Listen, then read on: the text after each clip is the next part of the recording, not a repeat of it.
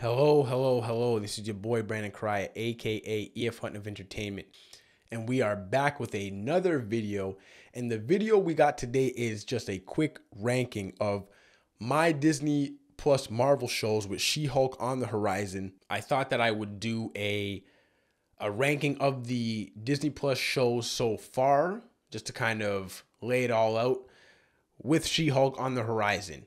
So, without further ado, let's get into this. If you think you would like content like this, reviews, reactions, trailer reactions, news breakdowns, sports talk, music talk, you know what I mean? I got the Brandon Correia podcast on my channel here. So if you like long form content and discussions, I got my co-host Damar on that with me. Let me know in the comments. But if you would like content like that, make sure you hit the like button and the subscribe button and subscribe to the channel. I would really appreciate it. So let's get into this ranking. So I think right off the bat, I'm just going to say, I'm not going to count What If. I'm just going to count all the live action ones. Even though What If is canon, and I really did enjoy What If, I'm just going to not count it for this video and this discussion. So starting at the bottom, I think we have Hawkeye. And Hawkeye, I did enjoy. There were a lot of good moments in it between him and Kate Bishop, but overall, it just wasn't my favorite. And I didn't really think it stuck the landing. Obviously, Vincent D'Onofrio coming back as Kingpin in it was a major addition to just the show and to the MCU as a whole. But like I said, it didn't really stick the landing, and I didn't really get too much out of the show. So next, we probably have Moon Knight. And I know people may kill me in the comments for having Moon Knight so low.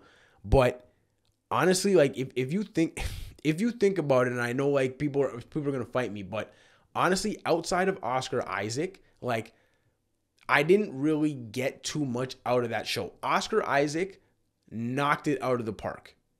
Right? Even Ethan Hawke was like good in the role, but like his character wasn't like amazing. Like I didn't like love his character or like love what he was like. I love what he was just doing in this show.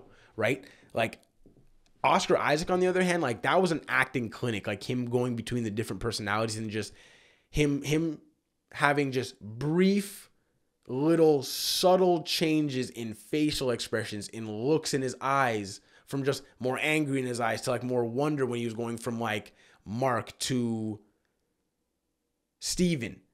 And so that and it's me as an actor, like me watching Oscar Isaac in Moon Knight was a clinic, and more just I appreciated it from that side.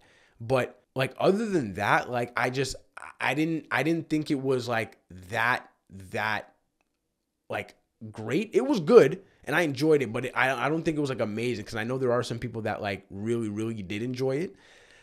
So Moon Knight is closer to the bottom for me. I did enjoy it more than Hawkeye. And next we would probably have, honestly, I would say the Falcon and the Winter Soldier, I think.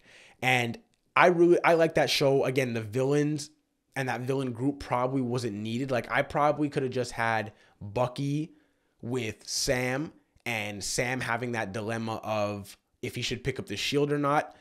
And Bucky's dilemma of just trying to fit back in with the world, and just I could have honestly just done more of that without the entire villain group, and really just focusing on that, and focusing it on Sam and Bucky's relationship and how they kind of how they become like the new age Captain America and Bucky. Right? So like that's where like I just feel like, again, it didn't really stick the landing to me, because again, you know, we got to have some kind of big bad fight. And even like going back to Moon Knight, like I wasn't a big fan of the whole Moon Knight versus like the sun god Amen.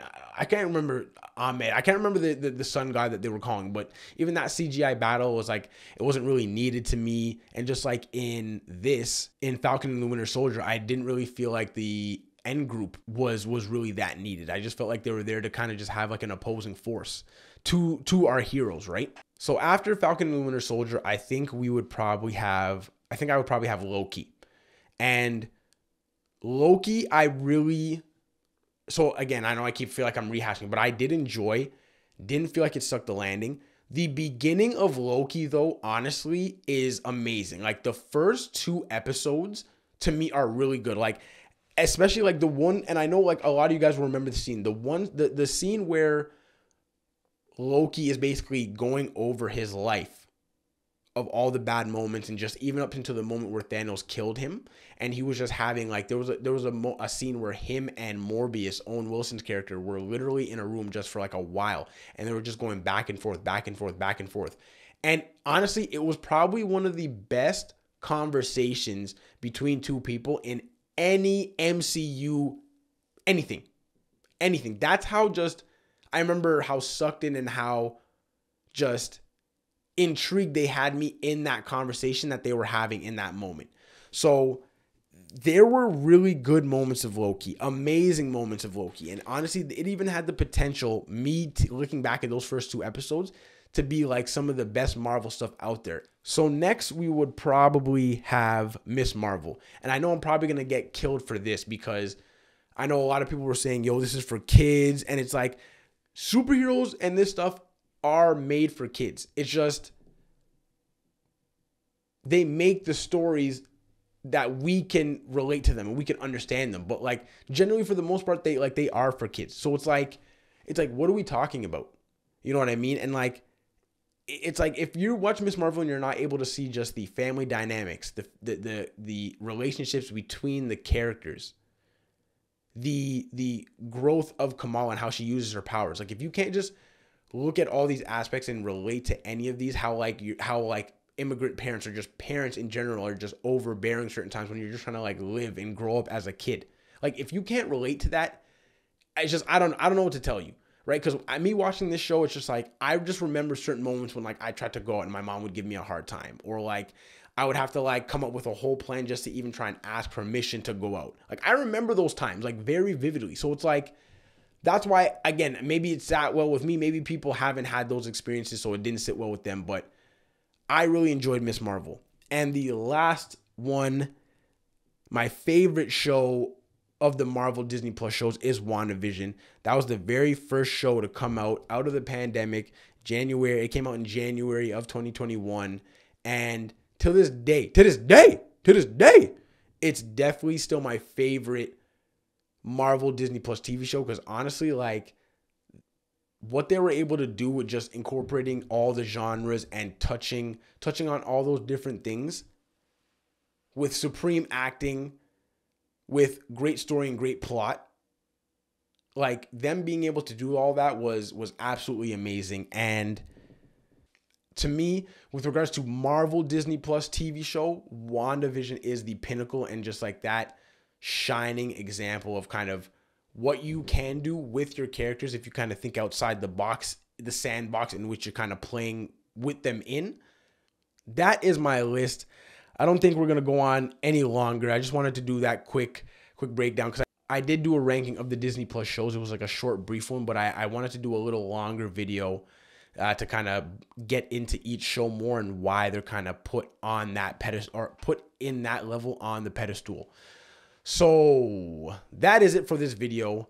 Let me know in the comments what you thought, what your ranking of the Marvel Disney Plus shows is, and if you think my ranking is pretty spot on or if it's completely off. Whatever you think, let me know in the comments. If you like this video, hit the like button. If you think you would like content like this, we've got reviews, reactions, news update, entertainment news updates, music talk, all that good talk. So all that good, fun entertainment talk. So if you think you'd be interested in content like that, hit the subscribe button. I appreciate you for watching. Catch you next time.